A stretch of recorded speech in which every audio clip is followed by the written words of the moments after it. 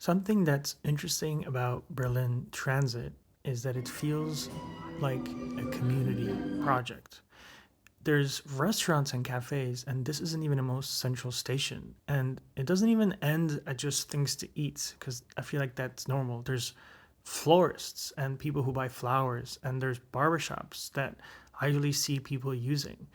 And thinking about how strange this is, I realized that I had been someone that stops at the same place and gets the same snack. And to the point where the guy that sells me the snack actually recognizes me. On the way to the train platform, there's a bar that every time I've seen it has been really packed and also looks incredibly cozy.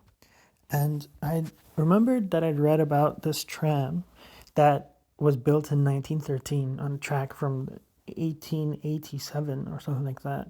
That's supposed to connect the outskirts of Berlin to another borough called Brandenburg. And the tram takes you through the Köpenick forest into Brandenburg.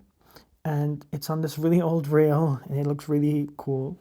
So we thought we'd try going to this town it connects you to.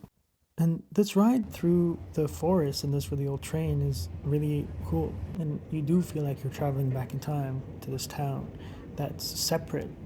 And it's cool because you see the old buildings that used to belong to shoe factories, and there's old coffee shops that you can sit at, and it feels like you're in an old town.